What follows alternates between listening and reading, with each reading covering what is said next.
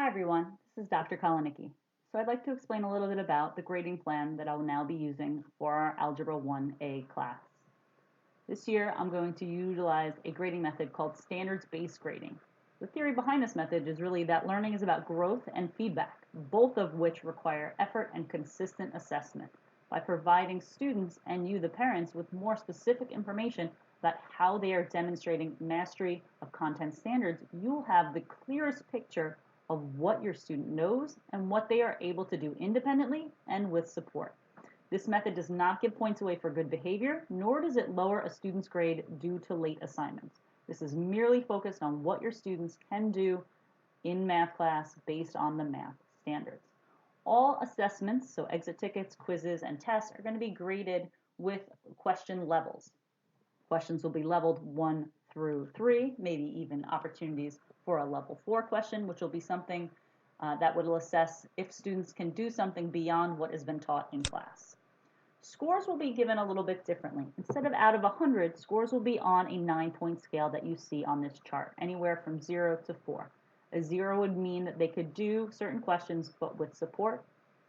Some of them they could do partially with help and partially without help. And then some they can do either partially or completely. Those are the points that they would earn. Once those points are calculated, your student scores would then be converted for progress reports and PowerSchool. They'd be converted to the traditional 100-point scale that you're used to. So a 1.5 would be converted somewhere between a 70 and a 72. Again, this method is to make sure that your students know exactly where they are in terms of the standards that's being met. The standards list has been provided for you on my website. It includes all the standards that we'll be assessing this year. For example, on test 1B, we assess the first 3 standards. 1, when given an expression, they should be able to categorize the sum or product to be either rational or irrational. Number 2, simplifying radicals, including quadratic formula. Number 3, performing all operations using rational numbers and square roots or radicals. Your students, when they're given their test back, they will see a document that looks like this that's attached to it, which will basically show you the 3 standards that I assessed on this test, as well as what questions were focused on those particular standards. Students will have the boxes checked if they were able to do it by themselves, a P for partial, and a note with help if applicable.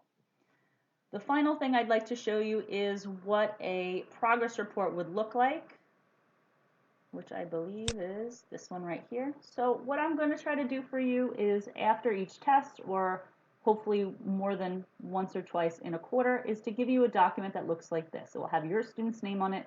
It will have assessments that they have taken based on Standard 1, Standard 2, Standard 3. They will probably be assessed at least more than once per standard. And then as we continue on in the quarter and in the semesters and the next semester, they will receive additional assessments to test those standards. Once I see the 3 standards, I will put a level for what their current level is, and then it will show on this lovely bar chart right here.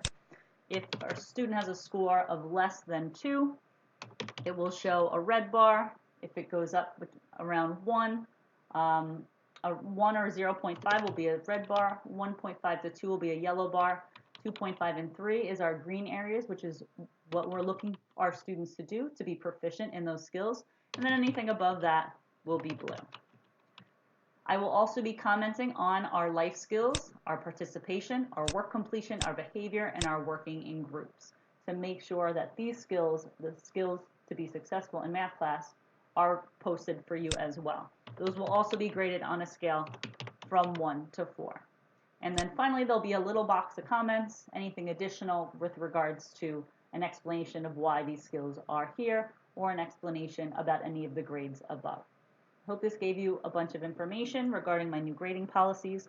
I look forward to your feedback and to give you the best information that you can have to help your students succeed in math. Thank you so much. Have a great day.